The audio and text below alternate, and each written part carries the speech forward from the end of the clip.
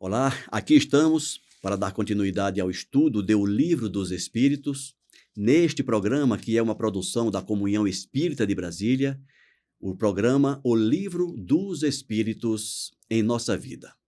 Comigo está, já vou chamar ele para o bate-papo agora, antes da nossa vinheta, Alcir Almeida. Seja bem-vindo, Alcir. Obrigado, Ricardo. Obrigado a cada um de vocês, irmãs e irmãos que nos acompanham aqui nesse programa que é de vocês, é nosso, é para a gente bater papo, para a gente conversar, para a gente estudar, perceber, compreender e trazer para a nossa vida o que significa o Livro dos Espíritos. Por isso é que é Livro dos Espíritos em nossa vida. Um forte abraço e muito obrigado por vocês permitirem que eu esteja aqui. Forte abraço. A gente continua depois da vinheta. Começa agora o programa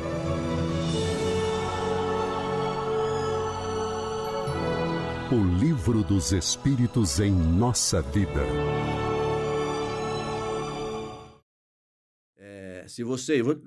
Vocês viram que quando eu chamei o Alcir, ele riu, é que num dos programas aí que nós gravamos, eu esqueci da vinheta e chamei o Alcir, e o Alcir já entrando no outro programa, e aí que eu lembrei, no próximo programa eu vou te convidar antes da vinheta, para não ter esse problema. Mas eu chamei a vinheta.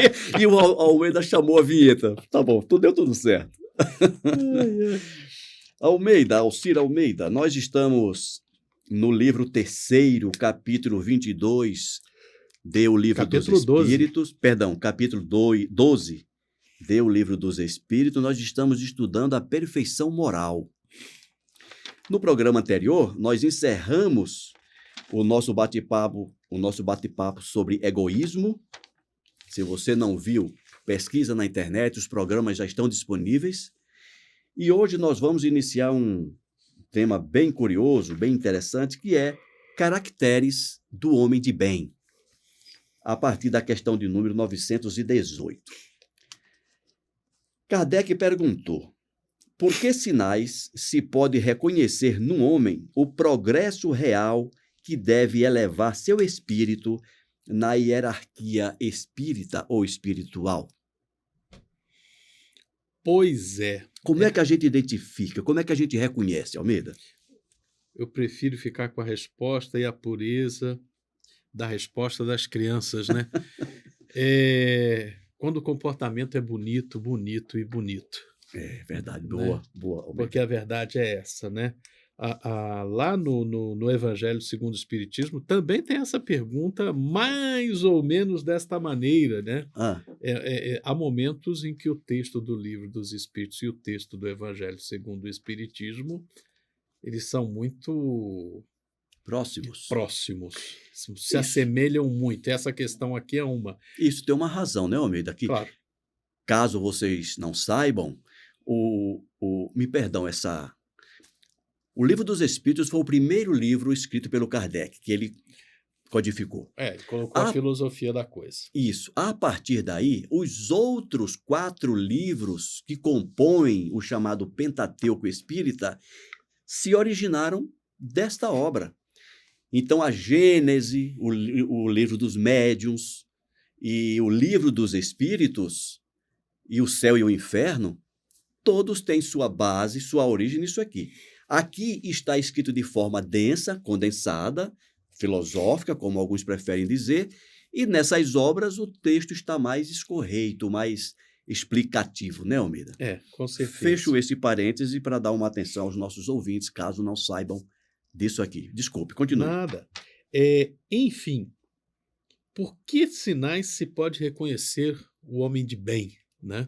Que é como está lá. É pelo esforço, pela vontade, pelo desejo ativo, não basta desejar, Sim. Tem que agir, né? Desejo ativo de se transformar, de se modificar, de se aperfeiçoar, de domar em si suas más tendências, né? E essa é a grande sacada. Como a gente falou semana passada, a gente não vai conseguir nada de rápido, a gente não vai conseguir nada por estalo toque de dedos, caixa, como se diz. A toque de caixa, a toque de mágica. Não existe isso. Doutrina espírita bem percebida, não promete nada. Você vai construir. Você vai se resgatar. Você tem sim o poder de se salvar, para usar uma expressão mais que é geral, usada, mais genérica. que é usada em outras denominações cristãs, né? Papai do céu deu a cada um de nós a capacidade de encontrar o seu caminho de salvação. Ou né? seja, Deus dá o material, mas a gente tem que construir. É aquela história, ele dá material, dá ferramenta, dá sabedoria, dá know-how. É verdade, né? verdade. Dá know-why. Mas o trabalho é nosso. O trabalho é nosso. Pegar o material, utilizar as ferramentas com a tecnologia adequada, com toda e qualquer inovação que se queira, é trabalho individual. E eu pensei que você ia levantar uma frase de Jesus nessa questão, quando ele disse que a gente reconhece a árvore pelo fruto. Pelo fruto. Né? Também. É a mesma coisa. É a mesma coisa. É apenas mais uma confirmação. É mais uma confirmação, é mais uma maneira. Porque aquela coisa, o fruto da árvore... A árvore boa não dá fruto má. Não dá fruto mau. Aí o que acontece? O bom homem vai dar bons frutos, atos bons, palavras boas, né? E aí a gente... Estamos num momento em que a gente precisa... Lá no Apocalipse, já que é para fazer uma citação bíblica, lá no Apocalipse tem um texto que fala que em um determinado momento é dado a João um livrinho. Aí ele pega o livrinho e aí mandam ele comer o livro. Olha! Mandam ele comer o livro. É um simbolismo que se conhece sem bem. dúvida. E ele mastiga e é doce ao mastigar, mas que se torna muito amargo ao engolir. Que símbolo! Não conhecia, cara. Não está em Apocalipse. É mesmo. E logo dos versos né, seguintes, ele escreve, mas o que é isso? Aí o anjo responde, isso é o evangelho, meu filho. É muito fácil falar. As palavras do evangelho são doces na boca. Caramba, Almeida, que lembrança fantástica. São doces na boca. O negócio é engolir. É engolir. É transformar aquilo em seu eu. Né? É verdade. Cara. E aqui que a gente está falando sobre essa história dos caracteres do homem de bem, é justamente isso. Né? Transformar isso que a gente lê, que é bonito, está no Fonte Viva, está no Emmanuel falando aqui no livro da Esperança, está na história, está no livro dos Espíritos, está na Bíblia. E a percepção nossa é essa. A gente precisa construir isso. Olha, o roteiro já foi dado. Já nos foi dado o roteiro sob pelo menos 3 revelações. Agora, construir isso dentro de si é que é o nosso próximo passo. Semana passada, a gente estava falando da destruição do egoísmo. Hoje a gente está falando por que sinais pode-se reconhecer no homem o progresso real. Ora, porque ele está destruindo o seu egoísmo, porque ele está exercitando suas virtudes, ele está construindo em si o homem novo, ele está fazendo coisas novas, coisas boas. E no lugar do egoísmo que ele está erradicando, ele está plantando a caridade. O que é que vai surgir, né? E como é que a gente identifica isso? Essa é a pergunta, né, Almeida? É a proposta, né, cara? É isso. Bacana, bacana. Mas é isso. Mas eu gostei daquela metáfora. Perfeito. Porque, rapaz, olha, você estava falando... É um livrinho. Mastigar, você está saboreando, mas aquilo não é teu ainda. Tu pode cuspir. Tu pode cuspir. Né? Desculpa aí, gente. Mas né? Enquanto você está saboreando, não, bacana. Mas, de repente, você pode dizer... né? A gente vê isso em algumas cenas, né? Dá o remédio, o cara vai, depois joga fora. A mesma coisa, né? Agora, na hora de engolir, não. Você deixa de ser apenas um saborear e você está introjetando, passa a ser parte de você. Essa é a mensagem do engolir o evangelho. Perfeito. Apocalipse. Vou ver. Então, vamos lá. Tem uma resposta bastante longa essa pergunta, Almeida. Ou melhor, tem uma resposta até curta, mas tem um comentário do Kardec que vai longe. Vou repetir a pergunta. Por que sinais se pode reconhecer no homem o progresso real que deve elevar seu espírito na hierarquia espírita. Você me permite um comentário aqui, Almeida? Claro. E isso aqui, apesar de estar, eu não sei se foi uma questão de tradução, mas a gente sabe que nós não temos um espírito. Nós somos. O Kardec escreveu aqui, elevar seu espírito. Elevar-se. Elevar-se, né? Aqui e acolá vai aparecer, não, mas eu li no livro dos Espíritos. Tudo bem, mas não é porque que está aqui que eu vou dizer que está certo, né? Não existe, o homem não tem um espírito, ele é um espírito que tem um corpo. Tanto tem que ele perde. A gente só perde o que tem. Ok, vamos lá. Resposta. O espírito prova sua elevação quando todos os atos de sua vida corporal são a prática da lei de Deus e quando compreende por antecipação a vida espiritual. Algum comentário sobre isso? A gente pode começar. Eu acho que a gente já está de acordo com o que já foi conversado. Já comentamos. Então vamos para o comentário do Kardec. O verdadeiro homem de bem é aquele que pratica a lei de justiça, de amor e de caridade na sua maior pureza. Se não me engano, essa frase está ipsilita no Evangelho segundo o Espiritismo, né, Almeida? Sim. Se interroga, e não só essa, continua. Não, a linha de pensamento é a mesma. Se interroga sua consciência sobre os atos realizados, se pergunta se não violentou essa lei, se não fez o mal, se fez todo o bem que podia, se ninguém tem nada a se lamentar dele, enfim, se fez a outrem tudo aquilo que queria que os outros lhe fizessem. Esse é o homem de bem, esse é o homem elevado. Resumiu bem, porque lá no Evangelho a descrição é bem... né? Eu confesso que quando eu chego na metade ali eu desanimo. Perde porque eu falei, não, eu digo, não, dá, até aqui... Eu não consegui nem a primeira linha, mas vamos lá. Continuamos na tentativa, vamos tentando. Continuamos. Então vamos lá. Ainda tem coisa. Tem coisa.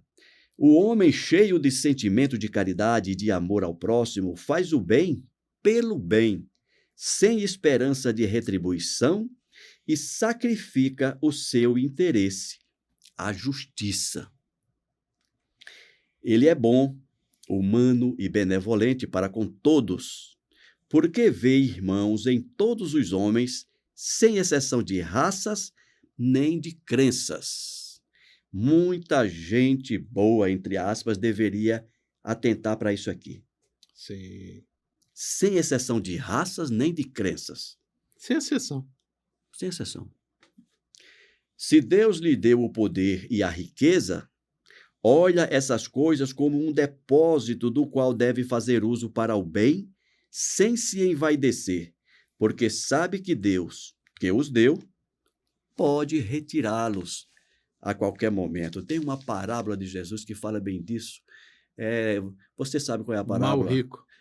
É do mal rico, né? Daquele que fala dos celeiros. Dos celeiros, é a parábola do mal rico. É do mal rico. Ei, tolo, não sabes tu que esta noite haverás de morrer e esse bem vai ficar por aí? É a parábola do mal rico. E você vai chegar aqui do lado de cá totalmente nu. Né?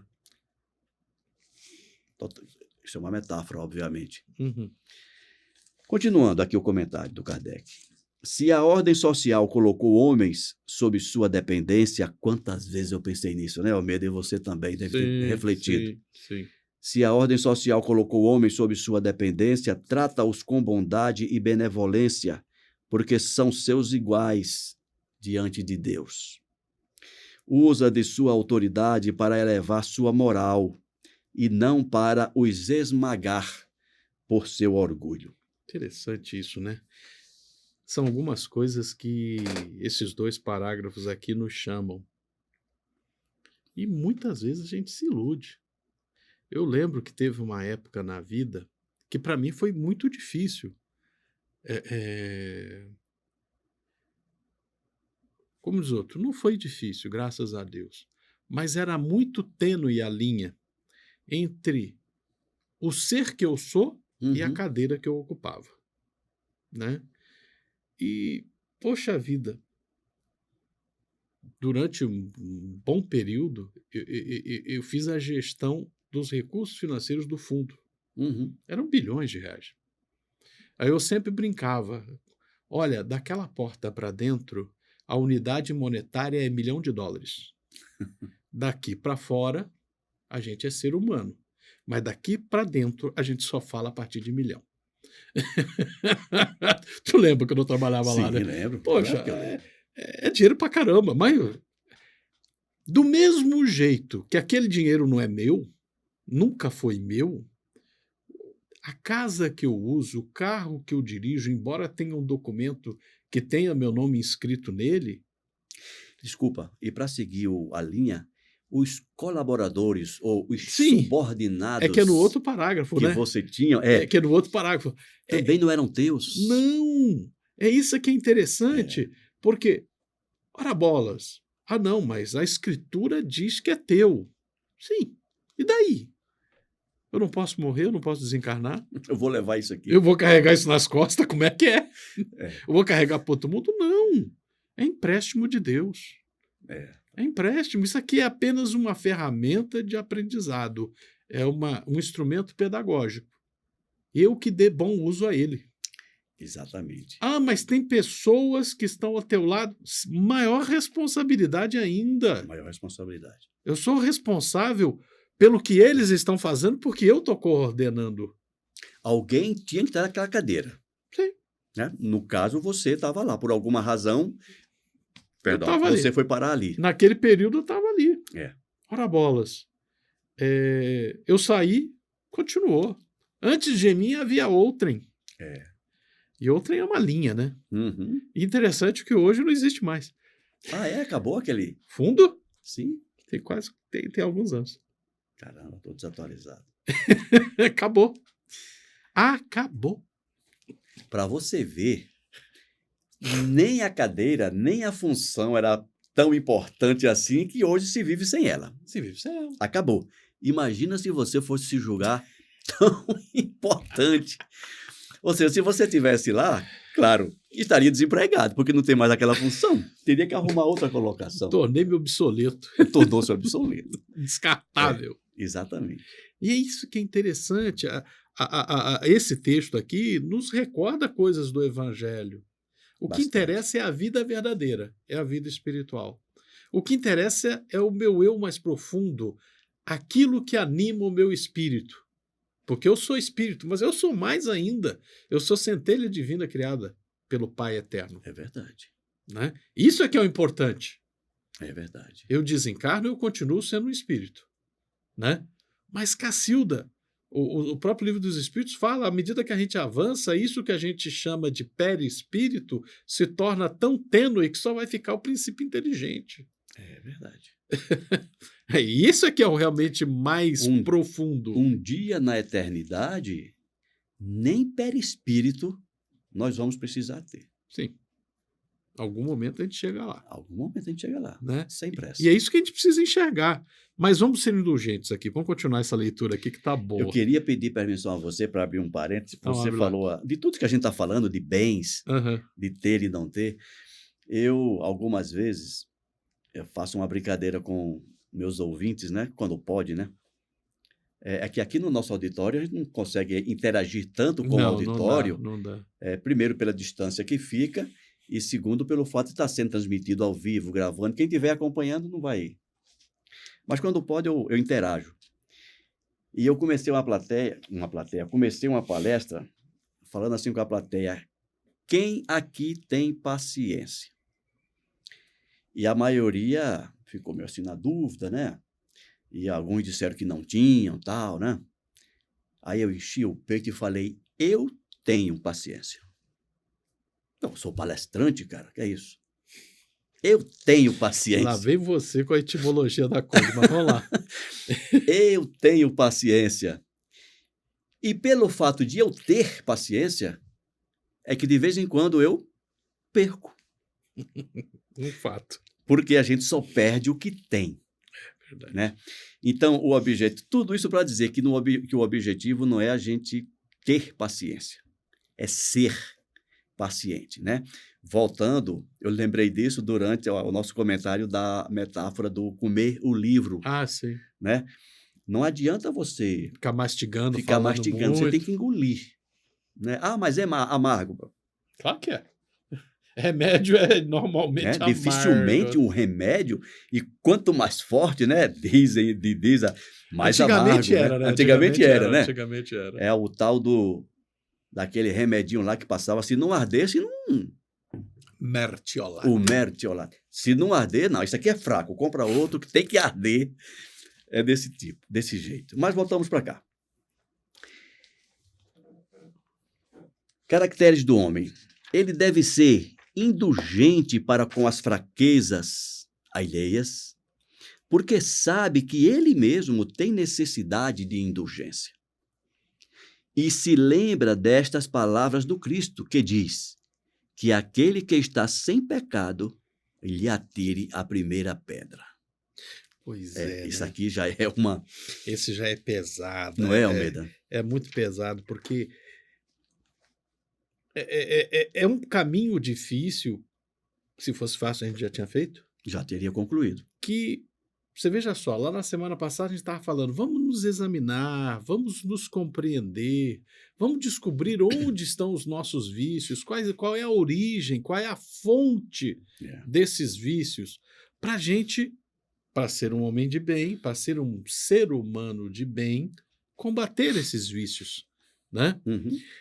Mas mesmo combatendo esses vícios, mesmo sabendo o certo e o errado, a gente às vezes encara uma irmã, um irmão, que não apenas não combate o vício, como ainda sente satisfação em vivenciá-los. E até disseminá-lo. Disseminar, defender. É, Almeida? E a gente tem que ser bom.